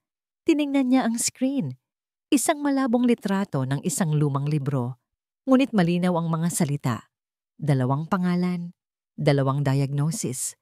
Ang kanyang pangalan at ang salitang miscarriage, ang pangalan ni Beatrice at ang salitang hysterectomy. Dahan-dahan, ang kahulugan ng mga salitang iyon ay pumasok sa kanyang isipan na nababalot ng paghihinagpis. Ang lahat ng lakas ay tila bumalik sa kanyang katawan sa isang iglap. Ang malamig at basag na pakiramdam ay biglang napalitan ng isang nag-aalab na apoy. Hysterectomy. Hindi na maaaring magkaanak. Napatingin siya kay Mateo. Ang kanyang mga mata ay nanlalaki sa hindi makapaniwalang pagtatanong. Paano? Saan? Hindi po tayo aalis, inay. Ulit ni Mateo. Ang kanyang mga mata ay sumasalamin sa apoy na biglang nagliyab sa puso ng kanyang ina. Hindi pa tayo talo. Ang kanyang mga kamay na kanina'y nanginginig sa kawalan ng pag-asa ay ngayon nanginginig na sa ibang dahilan. Galit, determinasyon. May alas po tayo. Iniwan ni Eduardo si Catalina sa harap ng saradong pinto. Ang salitang patawad ay parang abo sa kanyang bibig. Walang lasa, walang bigat. Bawat hakbang pabalik sa malaking bahay ay parang paghakbang sa kumunoy. Ang bawat bintana ng mansyon ay tila mga matang humuhusga sa kanya. Duwag. Ang salitang yon ay umalingaw-ngaw sa kanyang isipan. Duwag siya noon. Duwag pa rin siya ngayon. Ikinulong niya ang sarili sa silid-aklatan, ang kanyang santuwaryo na ngayon ay naging kanyang bilangguan. Ang bulong ni Beatrice kanina ay parang isang kadenang bakal na nakapulupot sa kanyang leeg, humihigpit sa tuwing susubukan niyang huminga. Ang sikreto ng kanilang pamilya, isang kasalanan ng kanyang ama na matagal nang ibinaon sa limot, ay ang sandatang ginamit ni Beatrice para patahimikin siya. Isang buhay na ipinagpalit sa isa pa. Isang kahihiyan na tinakpan ng isa pang kahihiyan. At sa gitna ng lahat ng ito ay si Catalina, muling biktima ng kanyang kahinaan. Napatingin siya sa kanyang mga kamay ng isang don, ng isang hatsendero, mga kamay na dapat sanay nagpoprotekta, ngunit wala nang ginawa kundi bumitaw. Isang mahinang katok sa pinto ang pumutol sa kanyang pag-iisip. Hindi niya ito pinansin. Ngunit nagpatuloy ang pagkatok, mas mapilit ngayon. Sir Eduardo, narinig niya ang boses ni Aling Sion mula sa labas. Kailangan po kayo. Umalis ka na, Sion. Gusto kong mapag-isa. Sagot niya, ang kanyang boses ay pagod. Sir, pakiusap po. Pagpapatuloy ng matanda. Tungkol po ito sa katotohanan. Ang salitang iyon, katotohanan. Tila ba may kung anong kuryente ang dumaloy sa kanyang ugat. Dahan-dahan siyang tumayo at binuksan ang pinto. Si Aling Sion ay may iniabot na isang maliit at nakatuping papel sa lumang kamalig. Ngayon na, walang pirma, ngunit alam niya kung kanino galing. Ano pa ang gusto ni Catalina? Hindi pa ba sapat ang sakit na naidulot niya? Ngunit ang salitang katotohanan ay hindi na niya mabitawan. Gamit ang daan sa likod bahay, palihim siyang nagtungo sa lumang kamalig. Ang hangin ng gabi ay malamig. Pagbukas niya ng pinto, ang amoy ng alikabok at dayami ang sumalubong sa kanya. Sa gitna ng kamalig, sa liwanag na nanggagaling sa isang maliit na gasera, nakatayo si Catalina, ngunit hindi siya nag-iisa. Sa tabi niya, tuwid na tuwid ang pagkakatayo, ay si Mateo. Ang mga mata ng bata ay nakatitig sa kanya, hindi mga mata ng isang bata na humihingi ng tulong, kundi mga mata ng isang lalaking humihingi ng pananagutan. Eduardo, sabi ni Catalina. Ang kanyang boses ay malamig. Walang bahid ang anumang emosyon. Walang sir. Catalina, ako. Simula niya, handa nang muling humingi ng tawad. Hindi kami nandito para sa sorry mo. Putol ni Catalina. Nandito kami dahil tapos na ang pagtakbo. Tapos na ang pag-iyak. Oras na para lumaban. Humakbang si Mateo. Walang salita. Iniabot nito ang isang lumang cellphone kay Eduardo. Tingnan ninyo po. Nag-aalangan, kinuha ni Eduardo ang telepono. Ang screen ay nagpapakita ng isang litrato. Malabo ito, kuha sa dilim, ngunit nababasa ang mga salita. Isang pahina mula sa isang lumang libro. Nakita niya ang pangalan ni Catalina at ang mga salitang threatened miscarriage at fall from the stairs. Biglang bumalik sa kanyang isipan ang report ng kanyang abogado tungkol sa lalaking binayaran ng kanyang ina, isang eksperto sa pag-aareglo ng mga aksidente. Ang kanyang paghinga ay biglang bumigat. Pagkatapos, ipinakita sa kanya ni Mateo ang pangalawang litrato, ang pangalan ni Beatrice at ang dalawang salita na babago sa lahat. Total hysterectomy. Isang iglap, ang buong mundo ni Eduardo ay gumuho. Ang lahat ng kasinungalingan sa loob ng 15 taon ay parang isang malaking baha na rumagasa sa kanyang isipan. Ang pagpupumilit ni Beatrice na magkaroon ng sarili nilang anak, na nauwi sa himala ng pagdating ng kanilang tagapagmana. Ang kanyang pagiging sobrang protective dito, ang kanyang matinding galit sa pagbabalik ni Catalina, lahat ng ito dahil sa takot, lahat dahil sa isang malaking kasinungalingan. Ang anak niya, ang anak na pinagmalaki niya, ay hindi niya anak. Ang kadenang bakal na nakapulupot sa kanyang leeg ay biglang nabali. Ang sikretong hawak ni Beatrice laban sa kanya ay naging isang maliit na alikabok kumpara sa bundok ng panlilinlang na itinayo nito. Isang malamig at nakakapasong galit ang gumapang sa kanyang buong pagkatao. Galit sa kanyang ina, galit kay Beatrice, ngunit higit sa lahat, galit sa kanyang sarili. Dahan-dahan, lumuhod si Eduardo sa lupa, sa harap ni Catalina at ng anak nito. Ang don ng Hacienda Valencia lumuhod sa alikabok.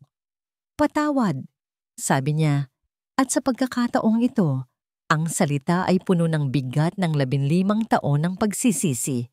Catalina, Mateo, patawarin ninyo ako sa aking kaduwagan.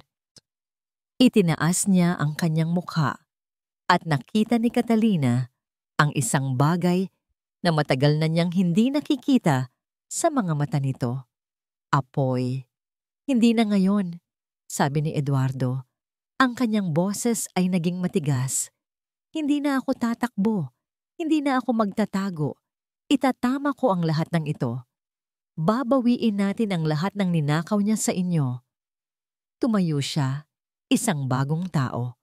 Ang pag-aalinlangan ay nawala. Napalitan ng isang malinaw na layunin. Malapit na ang fiesta ng hacienda, sabi niya. Ito ang pinakamalaking pagtitipon ng taon. Ang lahat ng importanteng tao sa probinsya ay naroroon. Tumingin siya kay Catalina, pagkatapos ay kay Mateo. Sa harap nilang lahat, ilalabas natin ang katotohanan. Sa loob ng sumunod na oras, sa liwanag ng isang maliit na gasera, binalangkas nilang tatlo ang kanilang huling baraha. Isang plano na mapanganib, isang plano na babago sa kanilang lahat magpakailanman. Nang gabing iyon, bumalik si Eduardo sa malaking bahay. Naabutan niya si Beatrice na naghihintay sa kanilang silid. Saan ka galing? Tanong nito. Ang boses ay may bahid ng hinala. Ngumiti si Eduardo. Isang ngiti na kalmado, isang ngiti na hindi umabot sa kanyang mga mata. Naglakad-lakad lang, mahal, para mag-isip. At napagtanto ko, tama ka. Kailangan nating protektahan ng pamilya. Lumapit siya at hinalikan ito sa noo. Isang halik na kasing lamig ng yelo. Magiging maayos ang lahat. Napanatag si Beatrice sa kanyang mga salita. Ngunit habang pinapanood niya si Eduardo na magbihis para matulog, hindi niya maalis ang isang kakaibang pakiramdam. Masyado siyang kalmado, masyado siyang mabait. Ang pagiging sunod-sunuran nito ay biglang nawala. Napalitan ng isang kakaibang kapanatagan na nakakakilabot. Isang pakiramdam ng nalalapit na panganib ang gumapang sa kanyang dibdib. Hindi niya alam kung ano ito, ngunit alam niyang may nagbago. Ang lalaking kaharap niya ay hindi na ang lalaking kaya niyang kontrolin. Ang taunang fiesta ng Hacienda Valencia ay isang palabas.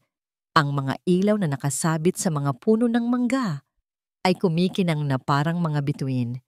Ang mahahabang mesa ay puno ng pagkain. Ang mga bisita, mayayamang may-ari ng lupa, maimpluwensyang mga politiko, at ang mga piling tao ng probinsya ay nagtatawanan. Ang kanilang mga alahas ay sumasabay sa kislap ng mga ilaw. Sa gitna ng lahat, isang banda ang tumutugtog ng masayang musika. Para kay Catalina na nakatayo sa dilim sa gilid ng hardin kasama ang kanyang 10 anak. Ang lahat ng ito ay parang isang panaginip o isang bangungot. Ang kanyang puso ay kumakabog ng napakabilis na tila gusto nitong kumawala sa kanyang dibdib. Sa tabi niya, hawak ni Mateo ang kanyang kamay. Ang munting palad nito ay malamig, ngunit matatag. Inay, bulong ni Mateo, kaya natin to. Tumango si Catalina, humihinga ng malalim para pakalmahin ang sarili. Para sa kanila. Gagawin niya ito para sa kanila. Sa gitna ng pagdiriwang, si Doña Beatriz ang reyna. Nakasuot siya ng isang makinang na pulang bestida. Ang kanyang buhok ay perpektong nakaayos. Ang kanyang ngiti ay kasing tamis ng pulot, ngunit kasing lamig ng yelo.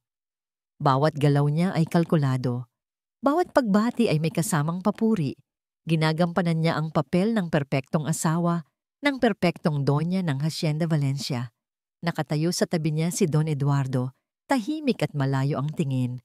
Para sa mga bisita, siya ay ang karaniwang seryosong don. Ngunit para kay Beatrice, ang kanyang katahimikan ay isang bagay na nakakabahala. Ngumiti ka naman, mahal, bulong ni Beatrice, hinahawakan ng braso nito. Pinagtitinginan tayo ng mga tao. Tumingin si Eduardo sa kanya at sa isang iglap, nakita ni Beatrice ang isang bagay sa mga mata nito na nagpanginig sa kanya. Isang blangkong determinasyon. Ngunit bago pa niya ito masuri ng mabuti, ngumiti na si Eduardo at tumango sa isang papalapit na senador. Nang gabing iyon ay perpekto, masyadong perpekto. At iyon ang nagbigay ng kaba kay Beatrice. Pagkatapos ng hapunan, Umakyat si Eduardo sa maliit na entablado na inihanda para sa banda. Kinuha niya ang mikropono. Agad na tumahimik ang lahat, inaasahan ang tao ng talumpati ng pasasalamat mula sa don ng hasyenda. Magandang gabi sa inyong lahat. Simula ni Eduardo, ang kanyang boses ay kalmado at malinaw, umaaling-aungaw sa buong hardin. Salamat sa inyong pagdalo sa ating taunang pagdiriwang. Nagpalakpakan ng mga tao. Ngumiti si Beatrice, isang ngiti ng pagmamalaki. Ngayong gabi, pagpapatuloy ni Eduardo, ay isang gabi ng pasasalamat, ngunit ito rin ay isang gabi ng katotohanan. Nawala ang ngiti ni Beatrice. Ang salitang katotohanan ay tumama sa kanya na parang isang sampal. Anong ibig sabihin ni Eduardo? Sa mga nakalipas ng palinggo, maraming bulong-bulungan ang kumalat sa ating bayan, mga kwentong madilim at mapanghusga. At ngayong gabi, gusto kong bigyan ng linaw ang lahat. Tumingin siya sa direksyon kung saan nakatago si Catalina. Dahil ang katotohanan ay hindi dapat manatili sa dilim. Biglang lumakas ang bulungan ng mga bisita. Sinubukan ni Beatrice na umakyat sa entablado para pigilan kung anuman ang binabalak ng kanyang asawa, ngunit isang matigas na tingin mula kay Eduardo ang pumigil sa kanya. Iginawi ni Eduardo ang kanyang kamay. Nais kong ipakilala sa inyo ang isang taong matagal ng bahagi ng kwento ng hasyenda na ito. Isang taong biktima ng maraming kasinungalingan. Huminga siya ng malalim. Pakiusap, salubungin natin. Si Ginang Catalina Ramos. Isang kolektibong paghinga ng gulat ang narinig mula sa mga bisita. Ito na ang senyas. Hawak ang kamay ng kanyang mga anak. Lumabas si Catalina mula sa dilim. Ang kanyang suot ay isang simple at malinis na bestida, ngunit ang kanyang paglakad ay puno ng dignidad. Ang 10 bata ay sumusunod sa kanya, isang tahimik at determinadong prosesyon. Lahat ng mga mata ay napako sa kanila. Ang musika ay tumigil. Ang mga tawanan ay namatay. Para bang ang buong mundo ay huminto sa pag-ikot. Naghiwa ang dagat ng mga mayayamang bisita para bigyan sila ng daan. Ang kanilang mga muka ay pinaghalong pag-usisa at pagkamuhi. Si Beatrice ay namutla. Ang kanyang mga kuko ay bumaon sa kanyang palad. Ito na ang kanyang kinatatakutan. Isang eskandalo sa harap ng lahat ng taong importante sa kanilang buhay. Eduardo, anong ginagawa mo? Nanginginig niyang bulong, ngunit hindi siya pinansin nito. Pinapanood lang ni Eduardo si Catalina habang dahan-dahan itong umaakyat sa entablado kasama ang 10 bata. Walang takot sa mga mata ni Catalina. Tanging isang malungkot na determinasyon. Nang makarating sila sa entablado, tumayo sila sa tabi ni Eduardo, kaharap ang daan-daang pares ng mga matang mapanghusga. Inabot ni Eduardo ang mikropono, hindi kay Catalina, kundi sa panganay na anak nito. Inabot ni Mateo ang mikropono. Ang kanyang maliliit na mga kamay ay halos hindi kayang hawakan ito. Ngunit ang kanyang tindig ay matatag. Huminga siya ng malalim. Tumingin siya, hindi sa mga bisita, hindi sa kanyang ina, kundi direkta sa mga mata ni Doña Beatriz na nakatayo sa ibaba ng entablado. Ang mukha ay isang maskara ng galit at takot. Isang nakabibinging katahimikan ang bumalot sa buong hasyenda. At sa katahimikang iyon, nagsalita si Mateo. Ang kanyang boses bata ay malinaw at matatag. Pinuputol ang bawat kasinungalingan sa bawat salitang kanyang binibitawan. Hindi po sinungaling ang nanay ko, sabi niya. Ang kanyang boses ay umaling-aungaw sa gabi. Pero mayroon pong isang malaking kasinungalingan dito sa Hacienda Valencia. Ang mga salita ni Mateo ay parang isang kidlat na tumama sa gitna ng perpektong fiesta ni Beatriz. Isang malaking kasinungalingan. Hindi maaari. Isang bata lang siya. Ano ang alam niya? Sinubukan ni Beatriz na tumawa. para ipakita sa lahat na isa lang itong laro ng mga bata. Ngunit walang tunog na lumabas sa kanyang lalamunan. Ang lahat ng mga mata na kanina'y puno ng paghanga para sa kanya ay ngayon puno ng pag-uusisa at pagdududa. Nakita niya ang mga bisitang nagbubulungan sa isa't isa. Ang pundasyon ng kanyang mundo ay nagsisimulang gumuho. Anong kalokohan ito, Eduardo? Pilit niyang sinabi, sapat na malakas para marinig sa entablado. Pababain mo na ang mga batang yan. Ngunit hindi siya pinansin ni Eduardo. Nanatili itong nakatayo sa likod ng mga bata. Isang matibay na pader ng suporta. Pinanood ni Eduardo si Mateo na ibigay ang mikropono sa pangalawang kapatid nito, si Jose. Nakita niya ang tapang sa mga mata ng mga bata. Isang tapang na sana'y ipinakita niya 15 taon na ang nakalipas.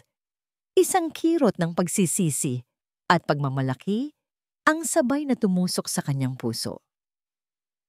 Nagsimula po sa mga bulungan, sabi ni Jose. Ang kanyang boses ay hindi kasing lakas ng kay Mateo, ngunit puno ng sakit. Tinawag po nilang masama ang aming ina. Pinag-usapan nila kami sa palengke.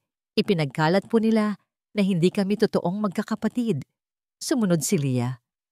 Kaya po nagpasya kaming hanapin ang totoo dahil alam po namin na ang aming ina ay hindi sinungaling.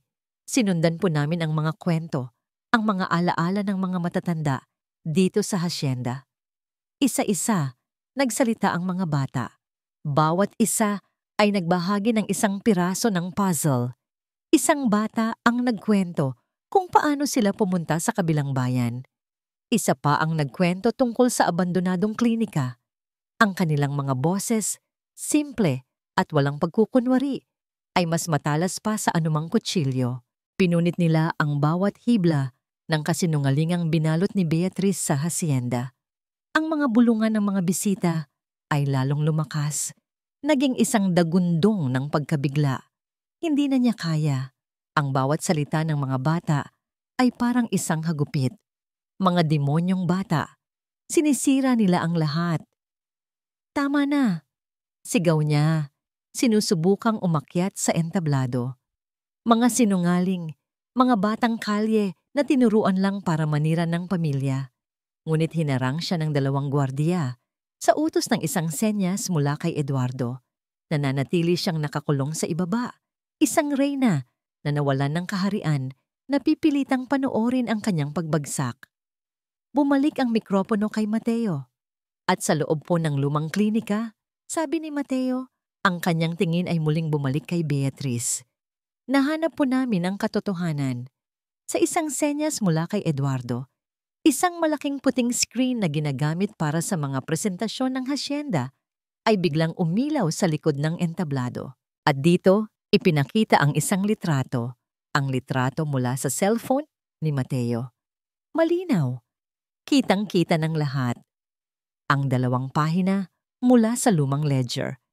Ang pangalan ni Catalina Ramos at ang diagnosis ng muntik na pagkalaglag dahil sa pagkahulog sa hagdan at ang mga salitang total hysterectomy.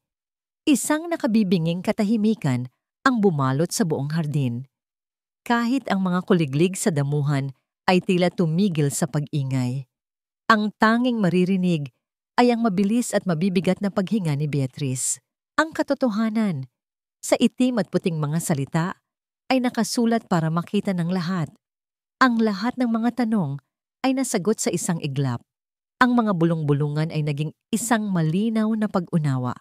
At pagkatapos, ang huling dagok. Kung hindi na po maaaring magkaanak si Doña Beatriz, 15 taon na ang nakalipas, sabi ni Mateo. Ang kanyang boses bata ay walang awa sa katotohanan nito. Sino po ang ama ng anak niya ngayon? Iyon na. Ang bombang sumira sa lahat. Ang mga bisita ay napatingin kay Beatriz. Pagkatapos ay sa kanyang nag-iisang anak na lalaki na nakatayo sa tabi ng kanyang ama, nalilito at takot. Ang kahihiyan sa hangin ay halos pwede nang hiwain ng kutsilyo. Ang maskara ni Beatriz ay tuluyang nabasag. Ang pagkukunwari, ang pagiging sopistikada, lahat ay nawala. Hindi!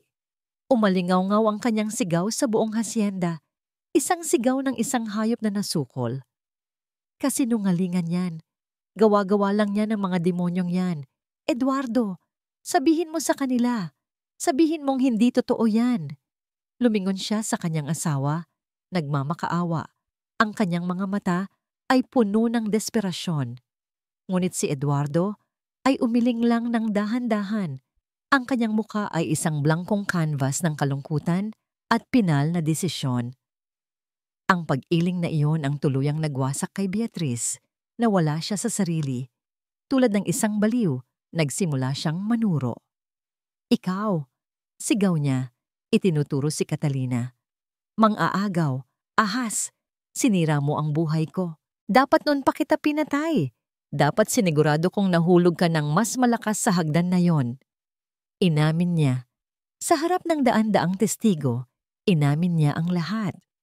Ang pag-amin na yon ay ang huling pako sa kanyang kabaong. Ang mga tao ay napaatras. Ang kanilang mga mukha ay puno ng pagkasuklam. Kahit ang mga dati niyang kaibigan ay hindi makatingin sa kanya. At kayo, sigaw niya sa mga bata. Mga bunga ng kasalanan, mga basura. Hindi na niya natapos ang kanyang sasabihin.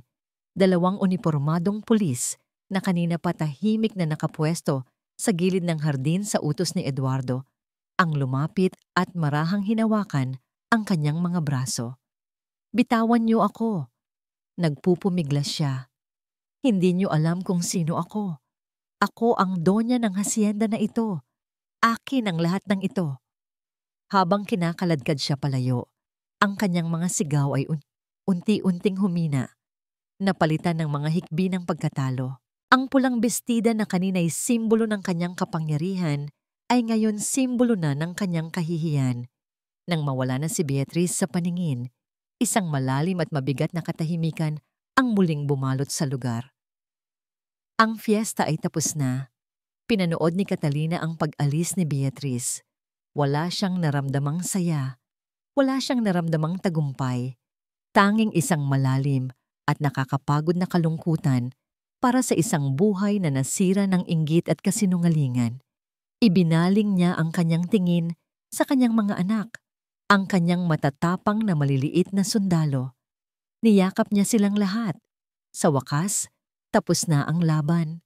Sa gitna ng katahimikan, kinuha ni Don Eduardo ang mikropono. Sa huling pagkakataon, tumingin siya sa mga natitirang bisita, sa kanyang mga tauhan, sa buong hasyenda. Ang kanyang mukha ay puno ng pagsisisi. Lahat ng narinig ninyo ngayong gabi ay totoo, sabi niya. Ngunit mayroon pa pong isang katotohanan na kailangan ninyong malaman. Huminga siya ng malalim. Tumingin siya ng diretso kay Catalina. Ang kanyang mga mata ay basang-basa ng mga luhang matagal nang hindi pinapakawalan. At ngayon, ang sarili kong katotohanan. Ang mga salita ni Eduardo ay bumitin sa hangin. Mas mabigat pa kaysa sa katahimikang naiwan ng pag-alis ni Beatrice. Lahat ng mga mata ay bumalik sa kanya, naghihintay. Ang pinakamalaking kasinungalingan sa hasyenda na ito. Pagpapatuloy niya, ang kanyang boses ay nanginginig ngunit malinaw. Ay hindi lang galing kay Beatrice, galing din ito sa akin. Sa aking pananahimik, sa aking kaduwagan. Humarap siya sa lahat, walang itinatago. 15 taon. 15 taon kong pinaniwalaan ang isang kasinungalingan dahil mas madali iyon. Mas madaling maniwala na iniwan ako kaysa ipaglaban ang babaeng mahal ko. At dahil doon, hinayaan kong mangyari ang lahat ng sakit na ito. Hinayaan kong masira ang isang mabuting tao at ang kanyang mga anak. Tumingin siya kay Catalina at sa pagkakataong ito, ang lahat ng pader sa pagitan nila ay tuluyan ng gumuho. Sa harap ninyong lahat, humihingi ako ng tawad. Catalina, patawarin mo ako. Isang butil ng luha ang pumatak mula sa mata ni Catalina. Isang luha hindi ng sakit, kundi ng paglaya. At dahil ang hasyenda na ito ay naging saksi sa napakaraming kasinungalingan at sakit, idineklara ni Eduardo, hindi na nararapat na tawagin itong Hacienda Valencia. Ang pangalan ay sumisimbolo sa isang pamilyang nabigo, isang pamilyang nasira. Huminga siya ng malalim. Ang kanyang desisyon ay pinal at hindi na mababawi. Mula ngayong gabi, itinatwa ko na ang aking karapatan bilang nag-iisang tagapagmana. Sa halip, ang lahat ng yaman at lupain ng hasyenda na ito ay ilalagay sa isang foundation. Isang pundasyon na tutulong sa mga batang nangangailangan, mga batang tulad ng 9 na anak na ito.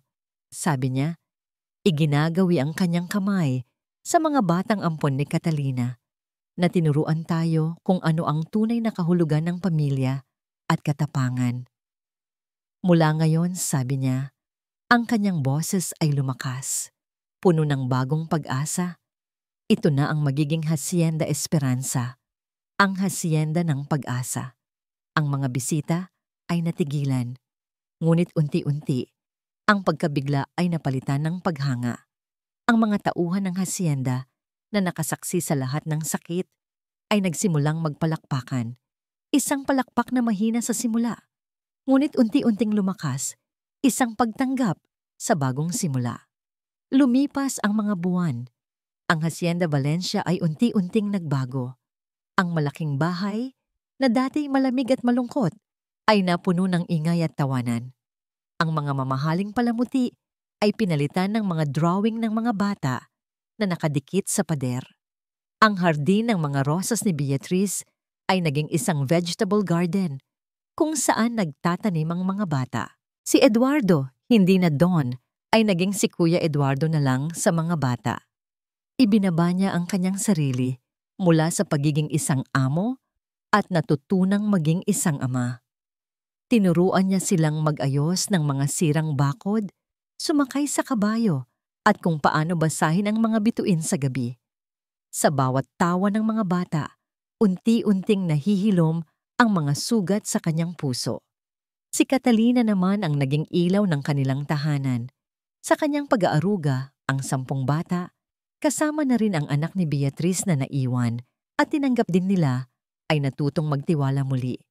Ikinuwento niya sa kanila ang mga alamat, tinuruan silang magbasa, at higit sa lahat, ipinaramdam niya sa kanila na ang pagiging pamilya ay hindi nakikita sa dugo, kundi sa pag-ibig na nagbubuklod sa kanila.